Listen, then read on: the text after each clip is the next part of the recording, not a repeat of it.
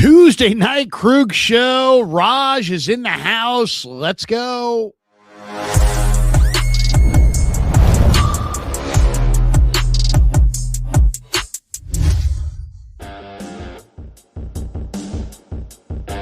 Off and running on the Krug show Tuesday night. Hope everybody's having a great one. Welcome. We're brought to you by Pig and a Pickle, the best barbecue in all of Northern California is Pig and a Pickle. Check them out. They're in Emeryville. They're in Corte Madera, and they're opening soon in Petaluma. Get the best barbecue in Northern California. Damon and Mary, they are cooking it up every single day. They're open from 11 a.m. till 8 p.m., 7 days a week. Also, thank you to Prize Picks. The Krug Show is presented by Prize Picks, America's #1 sports picks app. Prize Picks is super simple. You just pick more or less on player stats or even game outcomes and build your lineup. It's available in most states, including California. If you haven't checked it out yet, use code HMA when you play $5. You're going to get $50 in lineups, and it happens like that, instantaneously, as fast as you can say Carver Willis. Boom. Also, the Krug Show is brought to you by Habbas Law. When everything's on the line, choose the team that understands that, right? Habbas Law. They fight to make it right. HabbasLaw.com on the web. Omar Habbas, Tarek Habbas, and all the good people at the Habbas Law team. Thanks to them as well. All right. We're off and running. Raj is here. We're going to talk a little draft. The great Raj Melwani, of course, you guys know from the czar of everything that is RSF 49ers. Give it up, folks. Give it up. And, of course, you know what we're going to talk about. Do you like that? Do you like the new draft? I like the sound of it. You've been upgrading. You did good. The last time I came, you didn't have all this great accoutrement. Now there's you want mustard, you got mustard. You want olives on the side, you want accoutrement, we got that for you. What's accoutrement? Accoutrement would be like like condiments, like ketchup, mustard, relish. Hey, I need to hit the dictionary. I didn't. Yeah. Seriously, bust it out. Good word. The thesaurus. Yeah. Tell you, hey, you know what? I got it from the Krug Show. All the accoutrement. Okay. Anyway, let's get into it. We haven't talked since the draft. We have some news, by the way. I haven't seen Brandon Aiyuk recently. Have you? Yeah. No, apparently nobody could get a hold of the guy. Nobody can find him. Nobody can find him. It's like that 30 for 30 on the Houston Cougars. Like, where is Benny Anders? It's like, where is Brandon Aiyuk? Here's my thought on it. I believe that if Brandon Aiyuk were in awesome shape, running awesome routes, looking as good or better than ever before, I really believe we would be seeing that. Those images would somehow he would want it's to his advantage to look amazing. And so the fact that we're not seeing that and we're not seeing anything makes me wonder, is he coming back? No. Is he working out? Is he hiding out? Give me your thoughts, Raj. You speak Aiyuk when he gets into I've got to bring you in to decipher the hieroglyphics. Let me pull up his recent. He did post. Remember last week he had some cryptic post. So this is you hit the nail on the head. Like if he was in good shape, I think he would probably respond to the phone. But if you looked at the last pictures he's had, he posted a picture. The man has a double. Hey, no disrespect. He's a pro athlete making $30 million a year, or he was. And he's a wide receiver. You're supposed to be in great shape. This man had a double chin, a double chin. It's not good. It's not a good look, Larry. When have you seen this picture? I mean, it's hard to see on the contrast, but he did not look like he was in good shape. It wasn't a bad double chin. No, it's pretty bad, Larry. You could tell he was trying to hide it. If he sat up and didn't try to hide it, it was bad. And let me tell you, his now the caption. I feel like this is a subject I can speak on. I mean, hey. I'm not going to say anything, but maybe. I mean, I'm scrawny, so it is what it is. But now his caption on that post, he says, "He ain't trying to botch your life up. We ain't on the same sheet." So now I look at it, I'm like, okay, you guys are trying to figure some business proposal out. He's like, look, I'm not gonna. Y'all are not on my wavelength. He's telling them, like, look, dude. Can you use she in a sentence? I can't, Larry. I'm gonna go take a she in the toilet. That's the way I look at it. But it's actually crazy that people are trying to. So it's not like he and she. It's a different she. It's like shit, like shit, like shit. Yeah. Like yeah, but minus the T. But minus he's saving us the T. Yeah, he's trying to keep it PG. I guess he doesn't want to say the full word. But it's crazy to me that this man is getting calls from the Niners, getting calls from other teams to try to work a deal out, and he's just not even answering. That's I've never seen anything like that, Larry. I just something tells me that he may not be coming back. I don't know. Yeah, it's weird. Maybe it's very weird. You don't think he's come back to the NFL? Well, I mean, okay. So I was thinking about this. It's one of two things. Either he's not in shape, not working out, and then he's not coming back to the NFL. Not anytime soon. Okay. Or he is working out. He's in great shape, and he just doesn't want the Niners to get anything for him. Maybe. I don't know. I don't know what's going on because it's in his best interest to have more teams wanting him, not less. And you would think if there's anything that he could put out on social media to make more teams want him, I think he would. He should. I think I would want to show a positive light instead of this. This just makes him look more negative. At this point, I would try to be more attractive. Like, hey, dude, I'm figuring it out. I'm running routes. Like, post a workout video or something. But it just looks like he's been eating that pig at a pickle, Larry. I don't know what to tell you, man. It's good barbecue. That's good barbecue. You know, what can I say? What can I say? That's damn good barbecue. Yes, I mean your career, damn good barbecue, good barbecue. Your career, it's it's 6 of one, half dozen of another. So I mean, I just don't know what to make of that. That's a weird one. Wouldn't you say? I mean, the Aiyuk is where is Brandon Aiyuk? Like, where's Waldo? I don't know. I really don't know. That team has not spoke to him in so long. It's just crazy to me because, like I said, if I'm Brandon Aiyuk, I would try to right my wrongs and say, all right, I got to turn this around. I got to show people that I'm serious because it does sound to me like maybe he's not coming back to the league. I don't know. I mean, maybe he just hates the Niners so bad that he wants to make them pay for it, but I think he would benefit in trying to work things out, in my opinion. But I don't know. That man has lost it. He's far gone, and it's just a weird situation to me. It's just I've never seen anything like this. We're moving on to Stribling. Yeah, we're moving on to Stribling. What did you think of the Stribling pick? If you go follow Raj, by the way, on RSF 49ers, you're getting a lot of Stribling. I mean, I post a lot today. There's some Stribling, there's a little Stribling, and then there's Raj amounts of Stribling.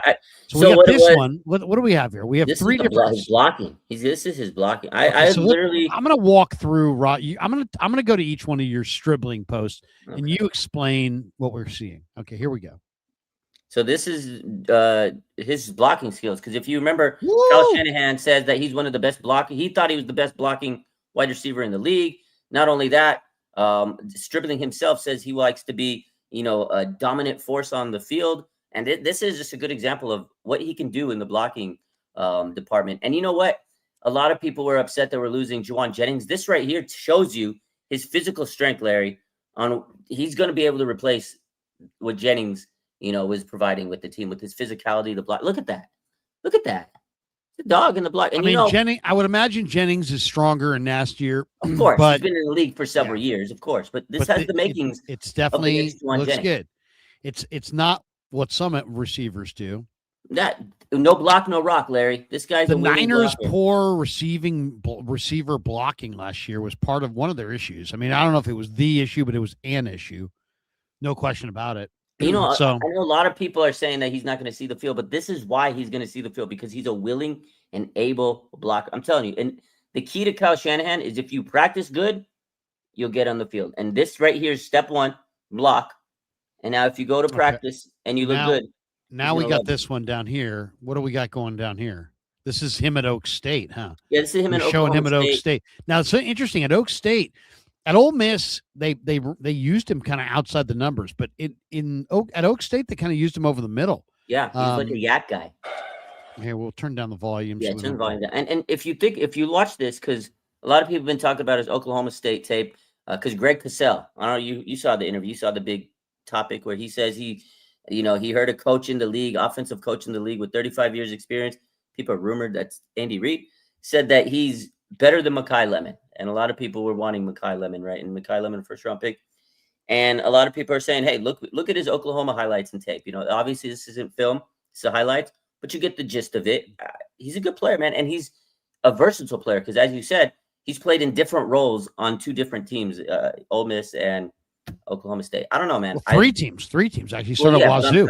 The last two teams. But it's interesting, though, because, you think of Mekhi Lemon, he didn't run a 40. He's not that big. No, he's a great route runner. Yeah, there were a lot of NFL people that questioned how fast he is. Where the thing was Stribling, I mean, you can say what you want about, as far as his refinement running underneath, that kind of thing. But he's a blocker. He's got 4.36 speed. He's got 10-inch hands.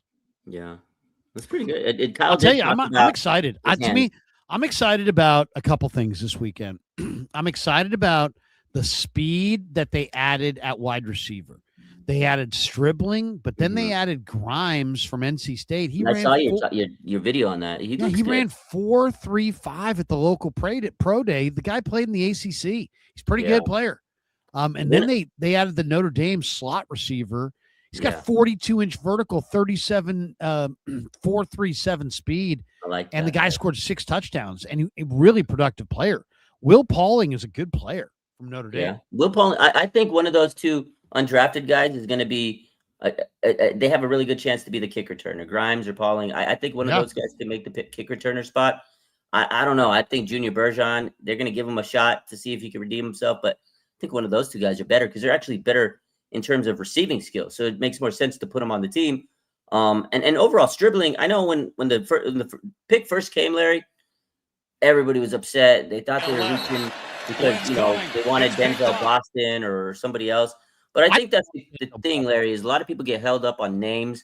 They get worried about the consent, that you're reaching and this and that. That's why I don't do mock drafts anymore. I don't have the draft crushes anymore. I go in with no expectations. And then you see how they play. Like, yeah, was he a reach? Probably. But he looks good on tape. I think if he could come in, and they got to give him an opportunity. If he gets the opportunity to play, I think Stribling will be a very good player for the 49ers. But you got to give him the opportunity to play.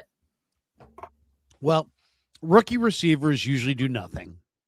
I know, but this is they need him. They need him to play. Yeah. They need him to play well. We'll see if he can do it. He's got big time speed.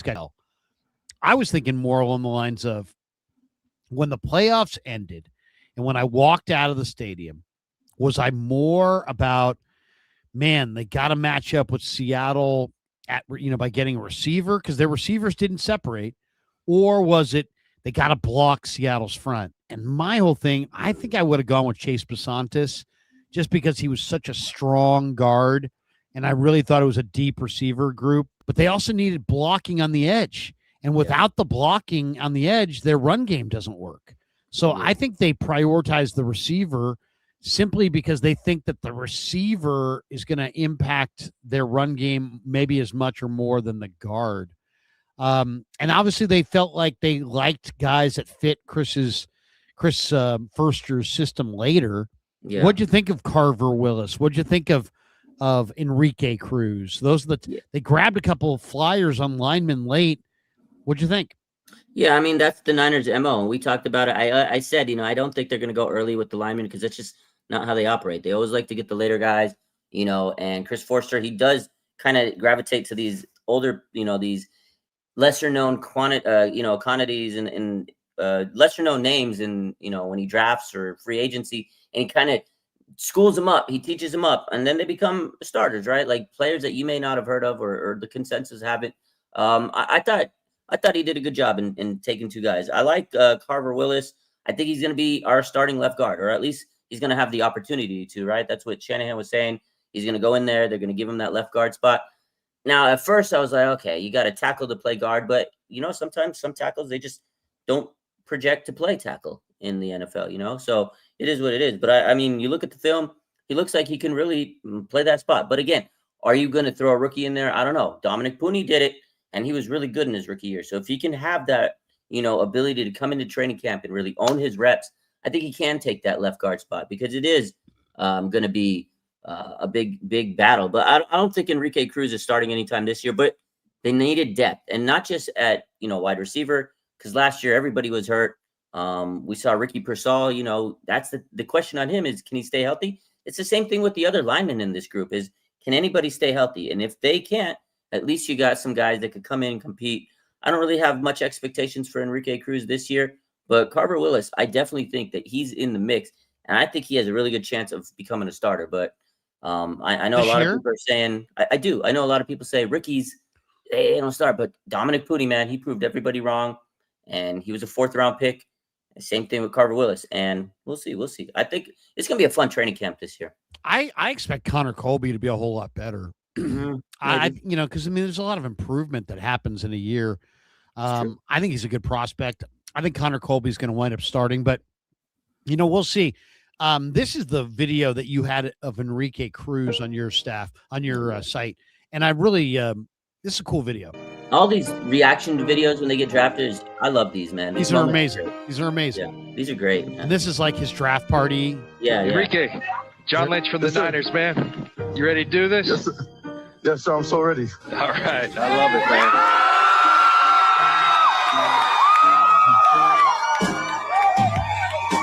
What's up, Enrique? Congrats, dude. Coach, I appreciate it. That's awesome, man. Who are you with right now? Your family?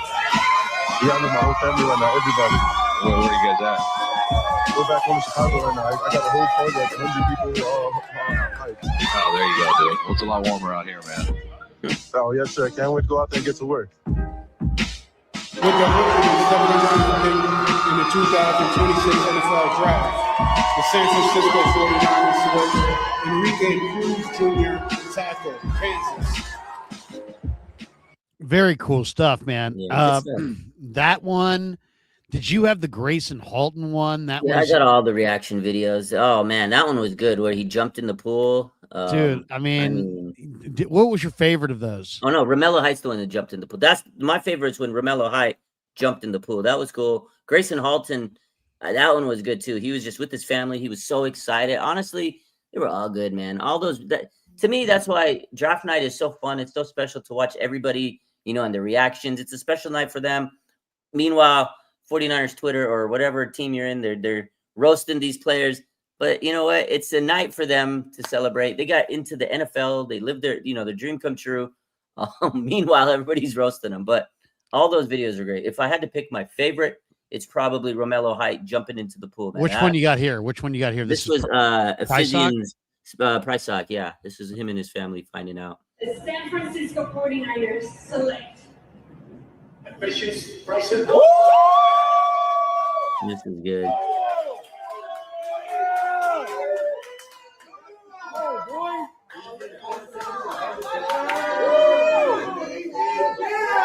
Go, EP! Go, EP! Let's go!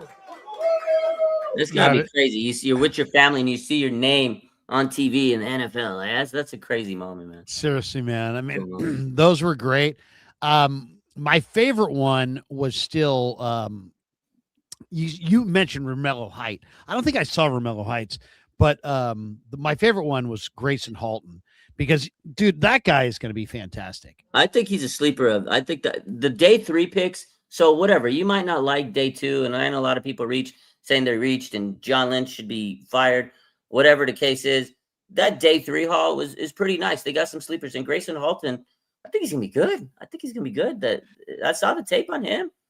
Dude, Gracen Halton. Here's the video. The Gracen Halton pick is going to be a fantastic pick. Yeah, because the guy's quick and he can rush the passer. And to me, that was probably one of the more positive things. What they did on the defensive line. Here it is. Yeah. He's good, man. Look at all those hats. He was ready for any team.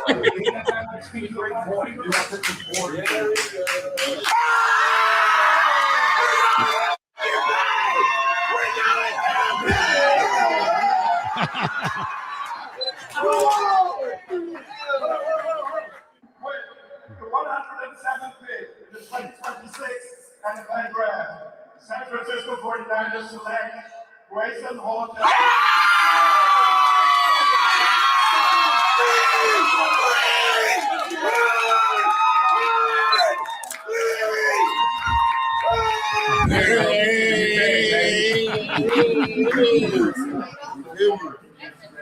Bang bang down again. Let's get it.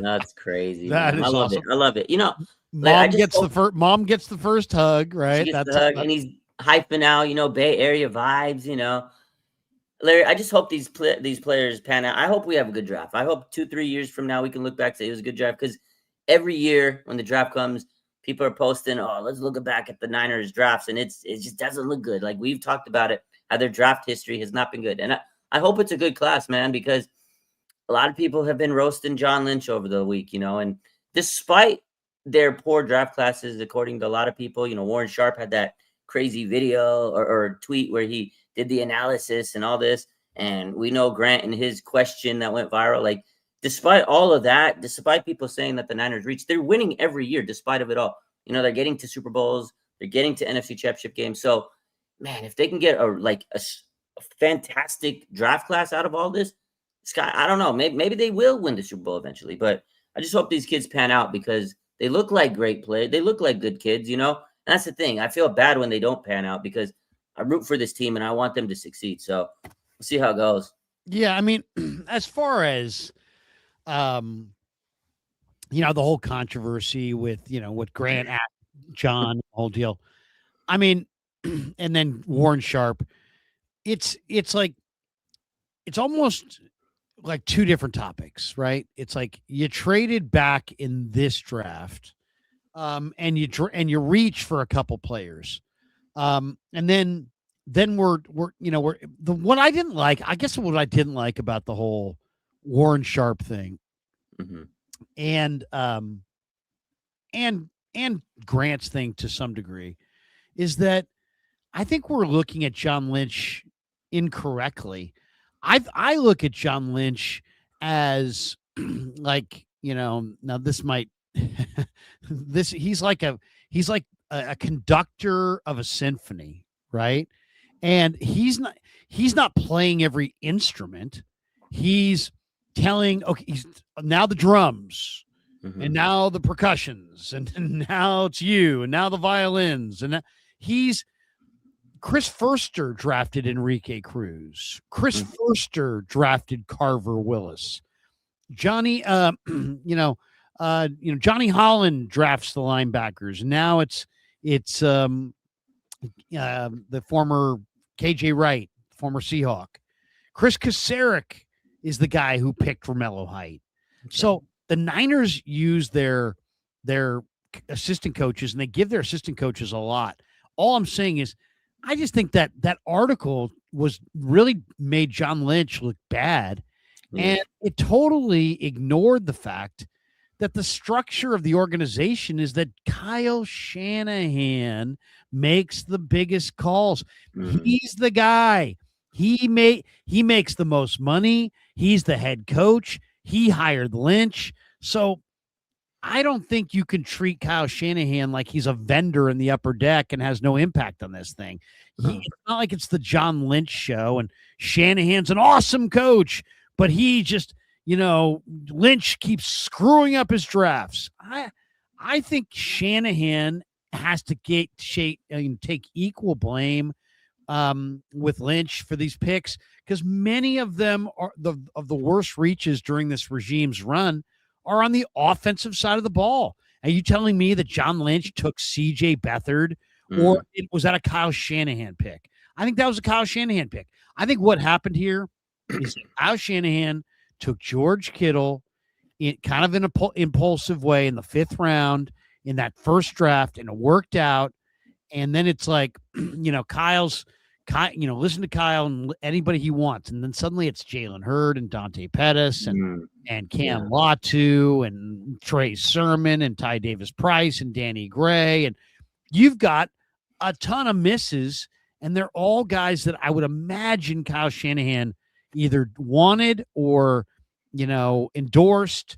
So I don't know. To me, to write that article, especially when you're Warren Sharp and you have that size of a forum, yeah, I think it's reckless to blame Lynch and only Lynch when it's so obviously Shanahan and Lynch, and it's so obviously has to do with the fact that Lynch, is not making all these calls. That some of these assistant coaches are making these calls, and maybe they should listen to their scouts and not so much their assistant coaches. Assistant coaches are always going to go for guys that can help them right now. They're not going to invest in the future because they don't know if they're going to be in the future. And look at all the players they drafted this year. There's a lot of like sub package guys. I love Gracen Halton, but he's going to kind of play in a rotation. I love Kalon Black, but is he a starting running back or is he kind of a number 2 to McCaffrey? It's like you just have, I don't know, you don't have foundation piece type players. You have more like role players and complementary players. Yeah. I wanted a little bit more beef. Like I thought they could have easily waited on Kalon Black. I did. That to me, that was my least favorite pick. I think most people didn't like that pick. I mean, I wanted to see them. I mean, here's the issue. They went into the draft with their biggest needs being left guard, edge, and wide receiver, and they come out of the draft kind of with the same needs. You know, they do every year. But So that's where I frustrating. think the scrutiny comes, though, Larry, with John Lynch. And I get everything you're saying. He's delegating. He's a GM, and you're the boss. You're the CEO, whatever you want to call it. You're the leader. You're the director, and you're directing everybody where they got to go. Okay, all right, Johnny Holland, it's your time to shine. Or KJ Wright, it's your time to shine. Give me a linebacker. Okay, all right, Raheem Morris, DC, you want a pool party? Who we getting? And I get what you're saying. And Kyle Shanahan, he's not free from criticism because he's made some dog crap picks. We all know, and he has an affinity of getting running backs in the third round. Like that's his addiction. They asked him a couple years ago, how did you take a kicker over a running back? And he made the joke, I told you, I can't believe I'm taking you. And he loves it. And he told him this weekend when Eric Branch asked the question, he goes, it's irrelevant. The draft history of running backs is irrelevant, which it was crazy to me that he said that. But regardless, they're a team. They both get, they should both get criticism. They're not both free of criticism. But I think that's what people are irritated about is, okay, if John Lynch is giving away all his, powers, what does he do? What does he do then? So, like, you look at other teams, the GM, they run that draft with they're the ones making the calls, right? That's what it seems like. So I feel like people are upset because it's like, okay, John Lynch is the face, he's the GM.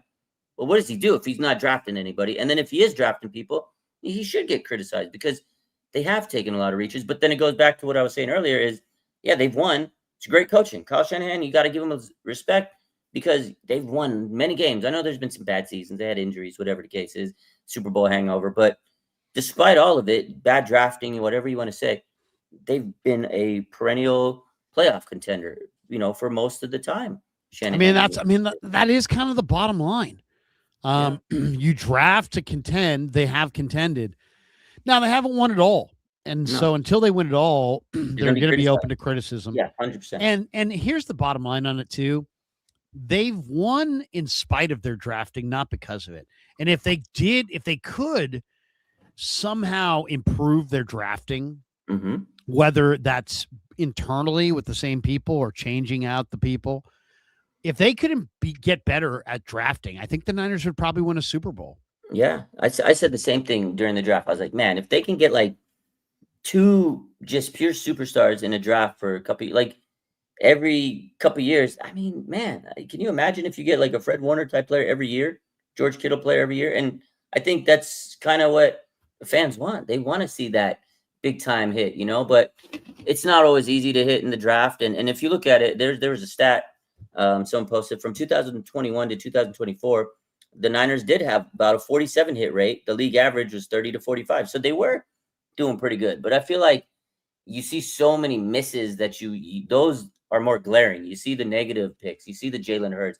You see the Dante Pettises more than you see like the Nick Bosas, the Debos. But I think because early in these drafts, they have failed so much, right? Solomon Thomas, the Trey Lance. And you see those and it's like, man, those early picks, you absolutely have to hit them. And they have had some really good picks towards the tail end of the draft, right? Upton Stout and, Diamond Lenore and Dre Greenlaw. But for every one of those, man, you look at those first few picks and it's like, those are the ones you wish that they were like superstar players. And sometimes it's because they did reach. And if they would have just taken the proven player, who knows how this, would have played out. And I think everybody just wants a championship.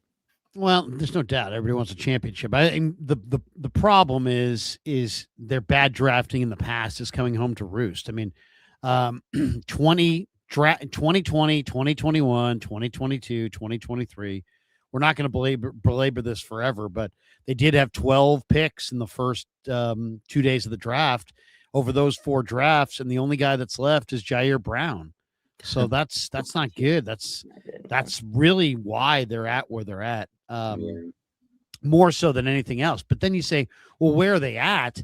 It's interesting because The Athletic put out a post NFL draft power rankings.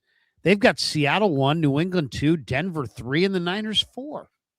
I mean, are the Niners the 4th best team in the NFL? And if so, they were 12-5 last year. If they're the 4th best team in football, then maybe the hue and cry is all for naught. I definitely think they could be better at drafting, and if they challenge themselves to be better, I think ultimately that could net them the Super Bowl they seek and that we all seek. But at the same time, I don't think if I'm Jed York, it's worth totally pissing off and running Kyle Shanahan out just to, you know what I mean? So you're going to go to Kyle and you're going to say, hey, you know what? I know John's your handpicked GM, but you guys are not doing it well enough right now. So why don't you just coach and we'll kick John upstairs and we'll find some young GM and then we'll give him final say on the roster. Well, it'd be all that. It'd be drama. Is Jed capable of doing that? And I just don't think so. I think somehow that would lead to Kyle being gone, and then you're starting over, and then you got a lot of lean years, and I just don't think that but that would be somehow, some way, if Jed could finesse that, I do think that is the solution long term. They got to get better at drafting. Simple as that. I mean, they right now they're struggling with it. They're not reading it well. They're not getting value. But let's talk a little bit about this draft class, because I also think that if you're like, I gave this draft a B. Well, I can acknowledge that they've effed up 4 drafts prior. I kind of gave it a B, and here's why. First of all, everybody said it was a down draft. Okay. Mm-hmm. And then how many? So, and then by the way, Oso Digizua was your 3rd round pick. So he counts in this draft. And if you add him in this draft, your draft class looks quite a bit better. Then the fact the Niners had the 27th pick or whatever, they didn't have a high pick. So they didn't have a lot of draft capital. So you got to factor in what they did with what they had. You can't just sit there and paint, color a blind eye to how many draft picks they had. They only had 6 picks. They didn't have a 3rd round pick. So Osa's part of their draft class. When you factor that in, that changes things. Then you also have to factor in the players that they got after the draft. And I thought they really kicked ass after the draft. So then I guess the question is this. What's a realistic number of players in a down year for the draft that you would think that the 49ers could get out of a draft class? What's a realistic number for a bad year in the draft? I would say, no more than maybe 10, right? I would say if you could get 10 guys out of this draft or after the draft, that's pretty good. Well, let's look. I mean, Deshaun Stribling 1, Romello Height 2. I think he's a good edge rusher. We'll talk more about him. Kalon Black 3. He's very good running back. Oso Digizua 4. Gracen Halton 5. Now the day 3 picks: Prysock, Jaden Duggar, Carver Willis, Enrique Cruz. I'm not sure which of those guys is going to be good. Let's just say one of those 4 is going to be good, right? We won't go crazy. We won't say 2 out of 4. We'll just say 1 out of the 4. I'm not sure if it's the corner or the 2 linemen or if it's the linebacker, but one of those 4 is likely to be pretty good. So Stribling, Height, Black, Odigizua, Halton, one of them, that's 6. You got Mikhail Kamara. I think he's fantastic. That's 7. We haven't talked about it yet, but Wesley Grimes and Will Pauling, I think, are really, really intriguing. So you got 9 guys there. Khalil Dinkins is going to make this team. The Penn State tight end. He's 250 pounds. He's got long arms. The tight end, that Penn State tight end, that was an intriguing undrafted signing. I like very. Khalil Dinkins, they only targeted him 45 times in 4 years. He's not a receiver because they didn't throw him the ball. Guess who wasn't a receiver in college? Roger Craig. Roger Craig was not a receiver in college. Why? Because Nebraska and George Kittle. Yeah. Why? Because because Iowa and Nebraska didn't throw those guys the ball. So yeah, they're blockers. Yeah. So I'm just saying, I thought in the undrafted market, Mikhail Kamara is a very good defensive end. He had the biggest play in the national championship game. He's got 127 pressures in the last 2 years. And then Greg Cosell, I was listening to 95.7 The Game. Greg Cosell started talking up Bryson Eason, the Tennessee defensive tackle. So I looked him up. He's 6'2", 325, converted inside linebacker, long arms, 33.5-inch arms.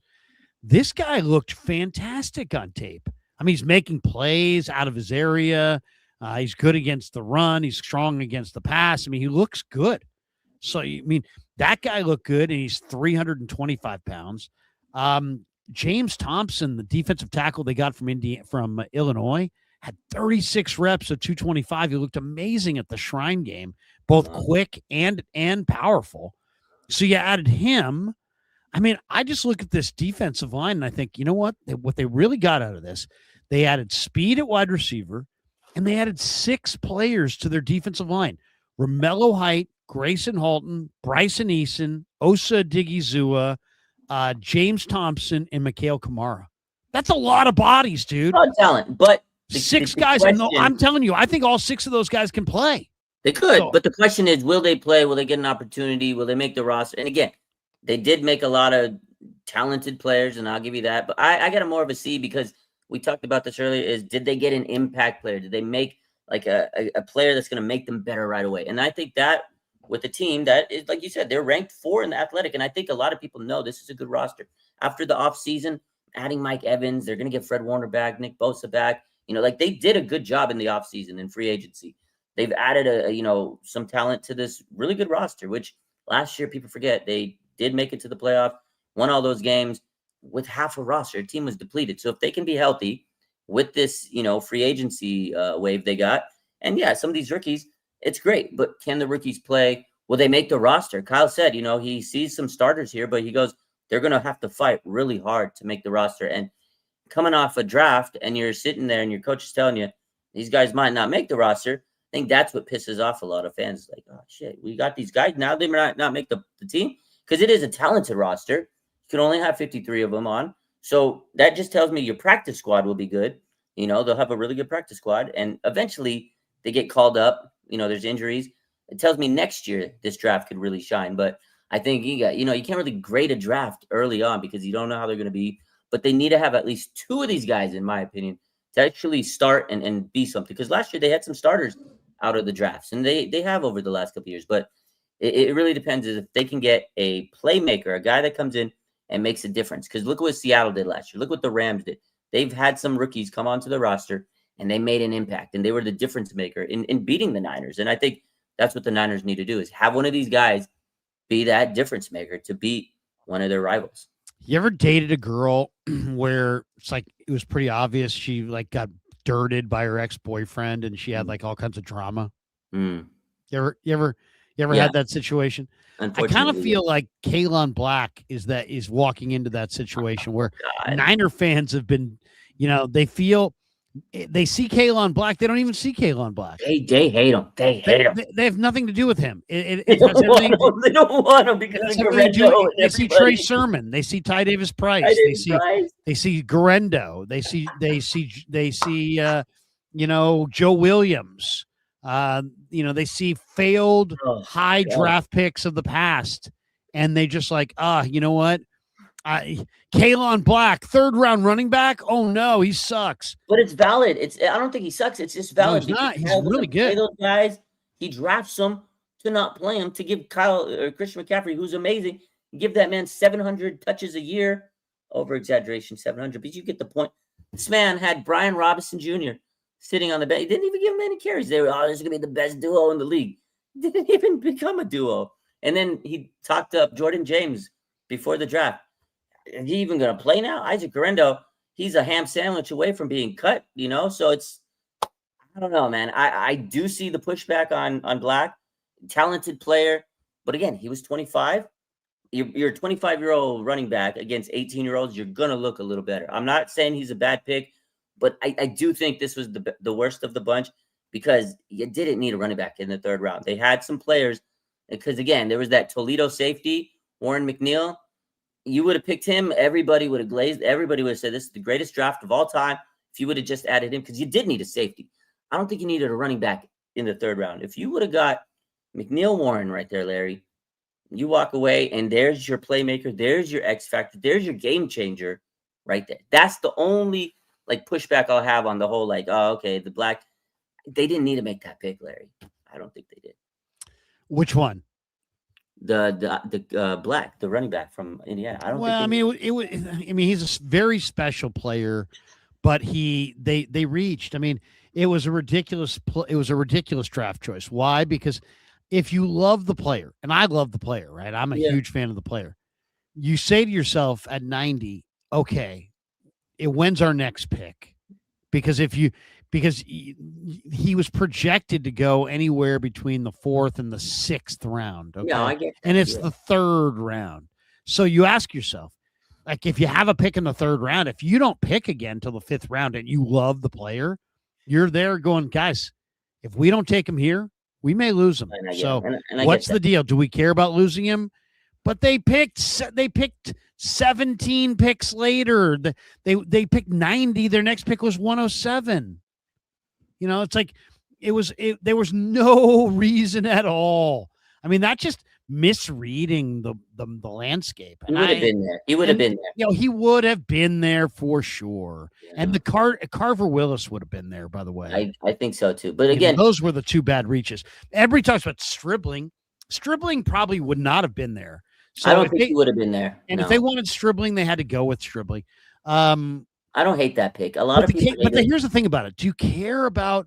The Niners have. Here's a list. I'm going to show you. I'm going to share the screen on this. Here's a list of all these players the Niners have drafted. Now I don't know if I agree with this list. Let's see. Here's the list. It's basically this is Polymarket Football tweeted this out. Yeah. The 49ers have made 43 non-first round picks since 2022. The only hit is Mr. Irrelevant Brock Purdy. Now, I don't think that's you got to define hit, but let's see. Yeah, bust. Okay, Drake Jackson, bust. Not a hit. We'll just say non-hit. Okay, not hit. Drake Jackson, not a hit. Okay. Ty Davis Price, not a hit. Danny Gray, not a hit. Spencer Burford, not a hit. Sam Womack, not a hit. Nope. Nick Zakel, not a hit. Nope. Kalia Davis, not a hit. Nope. Tariq Castro Fields, not a hit. Uh-huh. Okay. Jair Brown, I like Jair Brown. He's not a hit. But he's not a hit. Jake Moody, not a hit. Cam Latu, not a hit. Terrell Luter, not a hit. Robert Beal, not a hit. D. Winters, probably closer to a hit, but not a hit. Braden Willis, no. Ronnie Bell, no. Jalen Graham, no. Renardo Green was a hit, as far as I'm concerned. Renardo Green's a starting corner in the NFL, and he plays well. Okay. We'll Renardo Green was a hit. So Brock Purdy, Renardo Green. Dom Pooney was a hit. Okay. Malik Mustafa was a hit. Okay. Garendo is a miss. I hate to say that because he's still very young. Cowing to date to this point is a miss. Kingston is a miss, even though he's played in the NFL. Tatum Bethune, I'll say, is a hit, even though he hasn't been a star. He was for a late round pick. He's a 7th round pick. He was the 251st pick. That's a hit. That's a hit of a pick. We'll give it to you. Yeah. So we got 3 hits. Alfred Collins, I'm going to say that's going to be a hit. Nick Martin is a question mark. That's not a miss. I won't count it yet. Upton Stout is a hit. Hit. CJ West is a hit. Jordan Watkins is a question mark. Jordan James is a question mark. Marquis Siegel's a question mark. Curtis Rourke's a question mark. Connor Colby, I would say, is a question mark. We'll give him a question mark. We'll give him a question mark. Though I think he's probably a hit, to be honest. Yeah, wait, we'll see. I think he's a hit. But I'm not counting it yet. I know. But, it's Junior Bergen's a miss. It's missed. And then, of course, these guys were not even going to try. So we got 21 misses. Yes, That's a lot. it's a lot of misses, man. That's a lot of freaking misses. So what's it going to be? And it's like, so is the bottom? See, this is the thing. Is the bottom line? They're pretty good in the standings. Right. I mean, here's my thinking on this. That wouldn't be good enough for Eddie D. That's the thing. Like it wouldn't be good enough for Eddie D. So why should it be good enough for Jed? Well, and that's why I think Niner fans, there's so much pushback. Is they're so used, especially the old school Niner fans. They want winners, right? We want winners. We want a good draft class.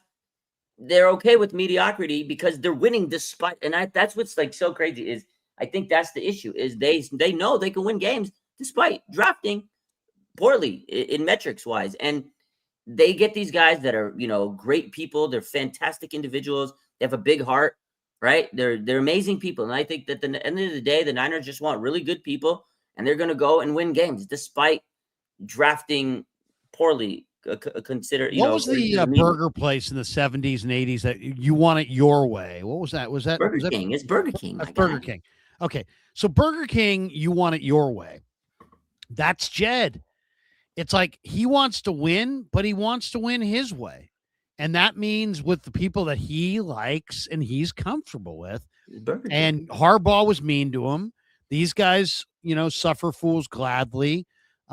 They're more kind-hearted. And, Jed is got a good relationship. They have a good relationship. You know what I'm saying? So it's like they have a healthy relationship with these guys.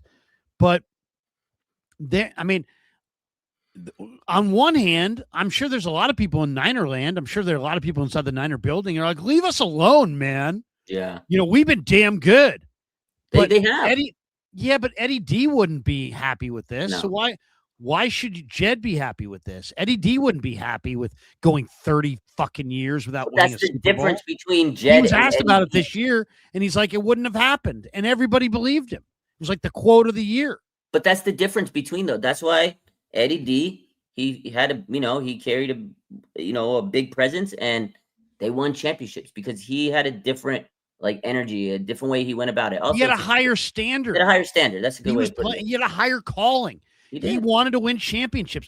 Jed, I get the feeling. I'm sure Jed wants to win a championship, but he doesn't have the aggressiveness. Does he want to?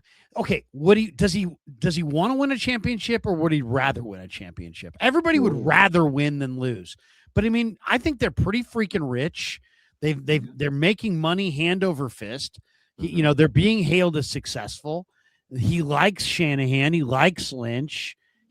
Nobody's chasing. Harbaugh was mean to him and chased him out of the room. These guys are nice to him. So I don't know. I get the feeling that Jed is happy with the status quo, and the status quo means that they're not drafting well. And it's hurting their chances. It's hurting their chances to win. Absolutely. But to their point, they're winning games like last year. They had plumbers and people that you called on they called up Eric Kendricks off the street and he played without having any, he didn't play, didn't have training camp, none of this stuff. You called up just like bench warmers, whatever, and they were playing, man, and they were winning. When was the last great player you drafted? That would be my counter. They win despite it, but also going back to Eddie D, he was fantastic. But I'm not giving him any slack. It's a different era. They didn't have the salary cap, so you got to consider that. But I'm not saying he'd probably come in to this era and still dominate. That's how great of a person he was. He was a winner. I think he could have came into this era of the salary cap and still won championships. But it's crazy, man. And that's like the whole discourse of, okay, the Niners draft poorly, but they're still winning games with plumbers on their team. It's so crazy, man. They're winning games in spite of their drafting. And that tells you how great Shanahan is. It tells you how amazing their day 3 drafting is. It tells you how, and then I got to ask the question, are the same people that are unearthing Mikhail Kamara and James Thompson and all these really good undrafted players, are these the same people drafting? It's amazing that their hit rate. Here is here's their draft in 2023. Look at that thing. Jair Brown, Jake Moody, Cam Latu, Darrell Luter, Robert Beal, D. Winters, Braden Willis, Ronnie Bell, Jalen Graham. Oh, you cannot say Bell's name. He who Brutal. should not be named. But that's crazy. Out of that whole draft class, Larry, Jair Brown, you said he's the only one left in that draft. I actually like Jair Brown. I think Jair Brown's You got some love that talent. guy. You're a Jair I Brown do. guy. I'm a Jair Brown fan. I think You really he's had are. a bunch of different coordinators, and Yeah. I think he's better than people think. All right. Kayvon Thibodeau rumors. There's talk in the poly market that the Niners are one of the teams that is got pretty good odds to trade for Kayvon Thibodeau.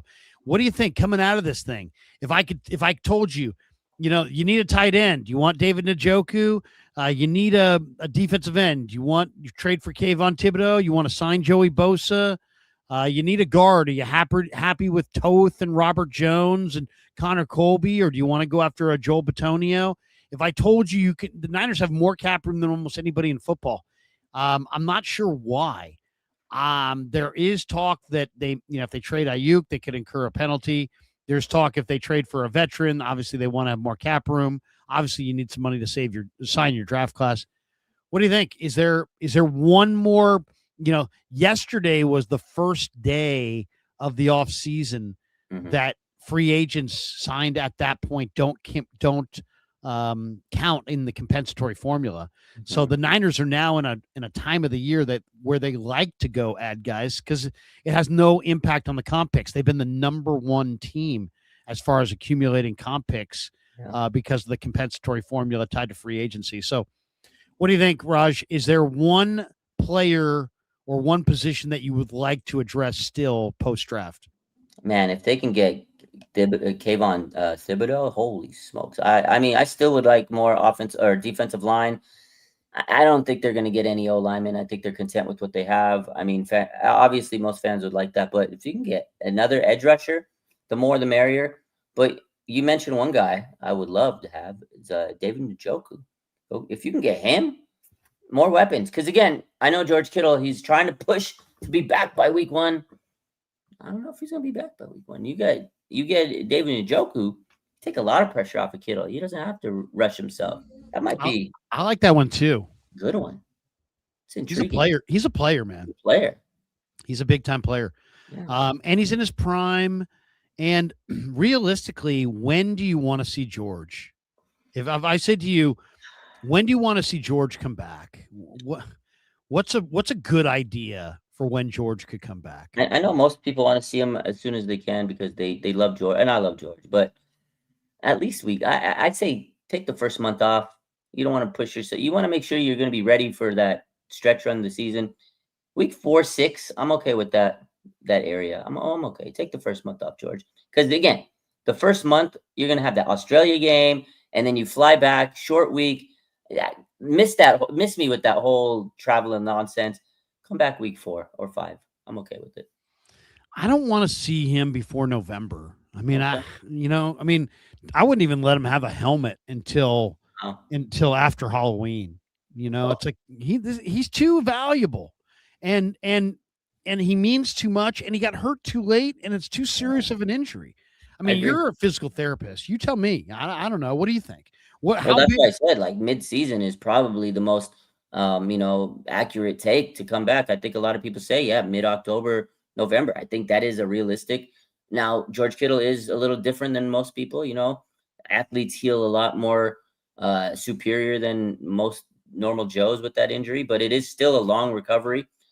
Week 1, I always said it's kind of pushing it to me. So mid-season, cool. Week 8, probably the easiest timetable, but I think he could make it between, week 5, 6, like I was saying. But at the end of the day, with this type of injury, Larry, just don't want to rush it. And that's why I think David Njoku would be an intriguing pickup. So you don't have to rush him back. Now, I know George is going to want to play. He's a madman. He's healing faster. He's ahead of the curve, just like Fred Warner was.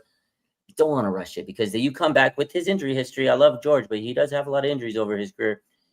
You're risking long-term issues, and you're risking not even being able to play this season. I don't want that. Who excites you in this draft class? Who's exciting to you? And that the Niners picked? Yeah, I mean, I have one. I have a guy here that I want to show you that I'm excited about. I saw a film last night that I was like, whoa, look at this. Yeah, guy. I know we talked a lot about like Stribling, but the other guy that I liked was Romello Height. I liked Romello Height, man. And we've been talking since last year. Give me an edge rusher. Give me a damn edge rusher. And I like Romello Height. I think That's another guy that excites me. I feel like he's going to be a good impact player for the 49ers on that D-line. That He's NASCAR just so package is fun. bendy. He's what I love about Romello Height. He's got a crazy first step, and then you can see that on film. But then the real great thing is the motor.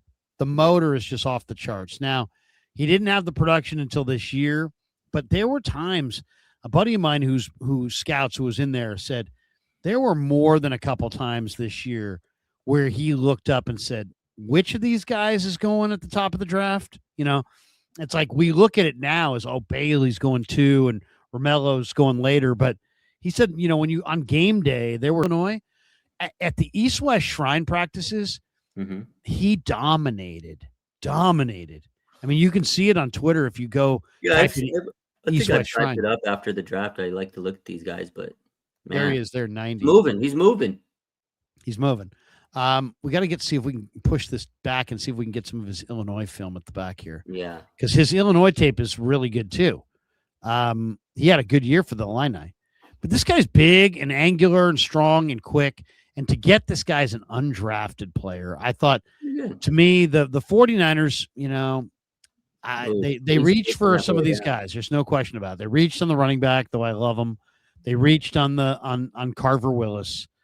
But then they go into the undrafted market and they wind up getting Mikhail Kamara, James Thompson, got 2 different receivers that run in the 4-3s, a really good blocking tight end in Khalil Dinkins.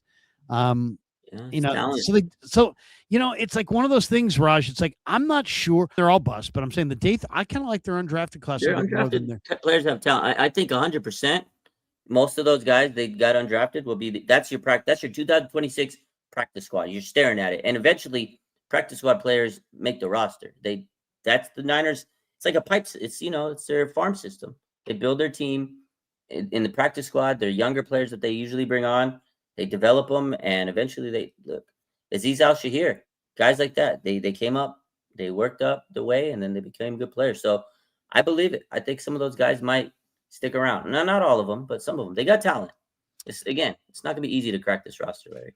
No. But I'll tell you this: the Niners did. They have another list of guys that are going to be working out for them. Yeah, and they put it out there. Ethan Sanchez, the kicker, is an interesting name. Deuce Chestnut, the safety / corner for Syracuse, interesting player. But the guy that I like the most, I think, of the tryout group is Roydell Williams, the running back, who started at Alabama and then transferred to Florida State. And Raj, this guy's pretty good, man. He's 5'10", he's 215 pounds, great contact balance, 6-year college player, very durable. He can run between the tackles, known for his yards after contact. He's a really strong yards after contact guy. Also, really destroys blitzers. He's a great blocker. He's a one-cut runner. Not the fastest guy, but he's a good inside runner. Anyway, Roydell Williams, you'll see him maybe this summer. I think he's in the tryout camp for the mini camp. Let's do this. Let's mention our sponsors, and then we'll hit our supers and we'll bolt for the door. Thanks to all of our sponsors. Of course, thanks to all you guys. All right. Thank you to Habbas Law. Thank you to Prize Picks as well, our good friends at Prize Picks, amazing sponsors of the Krug Show. So thank you to Prize Picks. Once again, Krug Show is presented by Prize Picks, America's #1 sports picks app. It's super simple. You pick more or less on player stats or game outcomes. You build your lineup. It's available in most states, including California. If you haven't checked it out yet, use code HMA, and when you play $5, you'll get $50. You'll get 10 times your money in lineups instantly. So thank you, Prize Picks, for being a proud sponsor of the Krug Show. Thank you to, of course, Habbas Law. HabbasLaw.com on the web. They will fight to make it right. Omar Habbas, Tarek Habbas, when everything's on the line, Habbas Law is your law firm. They're fantastic. Check them out. HabbasLaw.com. They will fight to make it right. And also thank you to the Alomar Marina, Garden Highway. They're at 5999 Garden Highway. Their website is alomarmarina.net. The Alomar, it's a great restaurant, voted Sacramento's best lunch spot, best specialty cocktails. Awesome spot. Go say hi to my guy Brandon up there. Try the shrimp tacos. The food is fantastic. You can actually float while you dine on the Sacramento River. It's pretty sweet. What? Thank you to Novato Chevrolet. Go see David Corral. Get yourself a Chevrolet. When I buy a Chevrolet, I only go to Novato Chevrolet, and David Corral's the man to go see. He will get you a screaming deal. Tell him that Krug sent you. Fantastic dealership, voted #1 dealership in the area by Carfax. So thank you to Novato Chevrolet. All right, let's hit our supers here. And we got a bunch of them here. So let's get to it. Let's go to our comments. Actually, we only have 7. So we'll go to our 7. Claudaddy Arcades in the house. He said 3 certainties in life: death, taxes, and LK and Raj on Tuesday night. That's right. Very Death, good. taxes, and Kyle Shanahan drafting a running back in 3rd round. That's what I tweeted out on Friday night. T-Bone. Drafting 24-year-olds is interesting. They're not immature 21-year-olds. On the other hand, they are grown men looking great playing against boys. I don't look at that as like, oh, it's a big advantage to be older. I look at that more in other sports, like, baseball. To me, it's like if you're a way older baseball player than somebody else, then that's one way to judge. Football is so much more about your athleticism that, are you going to get that much more athletic between, were you, or, just think about it. Were you that much more athletic at 24 than you were at 23?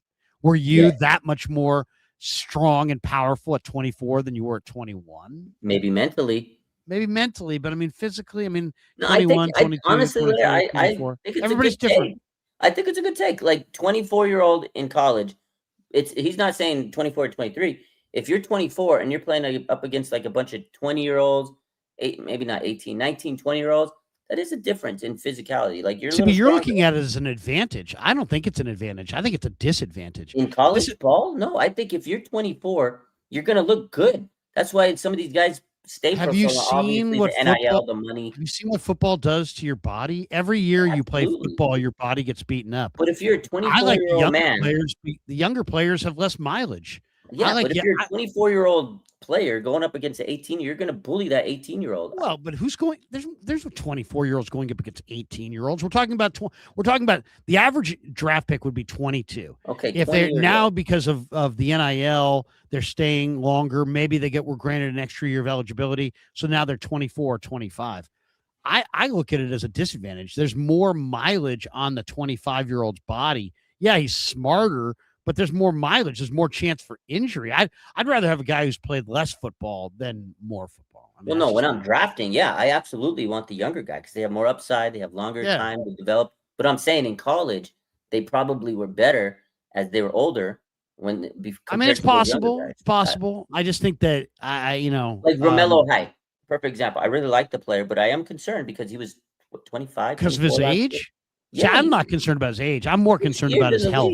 It took him 6 years to finally produce, and he looked great, but he was 24 years old, played against a bunch of younger players. Now, he was good, but Raj, why are you assuming they're younger players? Why aren't they him? Why aren't the people that he's playing against also him? I don't think most of the players he's playing against are 24-year-old, 6-year. No, I think everybody's in the league for 6 years. I would say I think you're wrong because I think what if you go look at it, I think you'll find that the reason that lots of 24 and 25-year-olds are in the draft is because there's lots of 24 and 25-year-olds on college football rosters because nowadays with the NIL, and all that. So I get it. There's 2 ways to look at it. There's the older guys are maybe better, or, have an advantage because they're going against younger guys, but then there's also the younger guys who maybe are healthier because they haven't gone through as many surgeries. It's hard to say. We got this one from A. Kroll saying, deport Aiyuk. Send that, man. Wow. That guy's, I just can't believe that guy.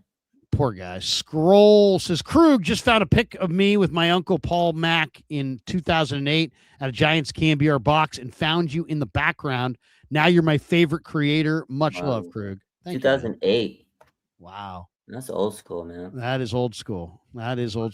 Something tells me it probably wasn't 2008. It was probably, I was probably in the penalty box during 2008. So I was probably either pre-2005 or it was after 2011. But either way, Great to hear. That's good stuff. We have this one as well. We got this one from Cass. Can you help me understand the difference between receiver types? I hear you say X and Z. I'm unclear on the difference. Well, yeah, I mean, you've got X, Z, Y, you've got your flanker, you've got your boundary X, you've got your slot receiver. Your Y receiver is going to be more like a Debo, is going to run more of your gadget stuff. Your X receiver is typically going to line up outside on the boundary. All these things can change, but that's typically your standard. Your slot receiver is going to line up generally inside, and he's going to have, he's going to run more across the middle patterns. But yeah, I mean, that's really what we're talking about. The boundary, you'll hear people say, oh, boundary X. Like Mike Evans is going to be for the Niners, their boundary X wide receiver. Yeah. Ricky Pearsall is going to play on the other side of him. And then we'll see about the third guy, right? I'm not really sure. I mean, Jauan Jennings was like a big slot. That's what teams now have in the NFL. They have two things. They either have a big slot where, they've got a slot receiver that's almost like a tight end that just is almost like posting up in the middle of the field. And then you've got the small, shifty, quick slot that it's like that guy's could be 5'5" or 5'8", and, Tyreek Hill, or, you know what I mean? So, and it's different, different skill sets for different positions. Did I explain that well? I don't know. think so. I think he was. So X lines up outside on the boundary is what I think he just wants. But not necessarily in any individual play, but generally, yes. Generally, yes. Yeah. We got this one. We appreciate that. We have this one from Anthony Catania. Anthony, the owner of Sharp Corner Sports Cards and Collectibles in Pacific Grove, California, proud sponsor of the Krug Show. Check them out. They're down there. Check them out on the gram. 831 Sharp Corners 831 on the gram. And they're offering free shipping to anybody who is a Krug Show fan. So Sharp Corner Sports Cards and Collectibles. He says, another great show. Raj, love the hat. What is that a leather SF there? Or is that, what do you got there? Yes, it's like a patch. It's like a leather patch on it. So my friend. Oh, it is sharp. Let me see. Let's see the back of that. It's just snapback. Snapback. Okay. Yeah. So boom. So this hat is clean, from, man. I like that. It's from my friend C-Max Fire. He's an Instagram page. We used to do the quad box. He has merch, so he sent me the hat to promote it because he's my boy. It's actually a nice hat. He made like a bunch of merch. But if you're on Instagram, C-Max CMACS 49er Fire, check it out. He has some pretty good merch. But the hat, out of all the stuff he sent me, the hat was actually really fresh. I liked it. It's clean. I like it. I like that's a good looking hat. Boxing fan ×4. If Stribling and Black were drafted higher than they should have, was because of their blocking. Why not upgrade the positions whose job it is to block? I mean, I really think that Stribling gave the Niners two things: vertical threat and the ability to block on the perimeter. And I think that pushed him in front of offensive line and Chase Besantis. We know the Niners mode. They want to spend their early picks on the position players, and they don't believe in spending early picks on offensive linemen. No, and they love offensive weapons that can be versatile, right? They love the dual threat type of player in any position. But like you got George Kittle, Kyle Juszczyk, you had Jauan Jennings, Debo, or Kendrick Bourne was a good blocker. Like that's what they look for, because you're right. They don't really care if the offensive line can block because they got other players that are going to block. It's the way Kyle schemes things up, and he uses the motion. He uses the offensive players blocking. It's all his offensive doing. So Warren Sharp's brother Ian says, intrigued to see what Morris does with the defense. We're just joking about that. But yes, I think one thing you may see, a lot of talk about Joey Bosa. I don't know if we're going to see Joey Bosa. Mayoko seems to think that we're not going to see Joey Bosa. But I got to be honest, the way that John Lynch the other day said, made that comment about, Nick was at Joey's wedding, I kind of feel like he's got a lot of Bosa information for a guy who's not shopping in the Bosa waters. So I think Joey Bosa to the Niners is still very much a possibility. But if it doesn't happen, Raj, I'll tell you the guy that makes a lot of sense is Leonard Floyd. Leonard Floyd has gone. He was with Raheem Morris in multiple different stops. He's been here before. He can, what they're asking Romello Height to do, it's like until he's ready to do it, you could have Leonard Floyd do it. And Leonard Floyd in those 5-man fronts probably would be a nice little addition. So I could see that happening. He's a free agent. He's not going to cost a lot. He's been with Raheem in a couple different spots. Been on the Niners. What do you think of the idea? Yeah, he's been on the Niners. Honestly, before. I thought it made sense before. I thought he was going to sign with the Niners during the offseason when they brought in Raheem. I was like, hey, Raheem's probably going to bring in one of his guys, because usually that's what happens. New regime comes in, new defense coordinator like Saleh. He brought in a few of his people. So I thought it was going to happen. I'm surprised it hasn't. This is the time where veterans, they'll get signed before for, a training camp and stuff. If it happens, I wouldn't be surprised.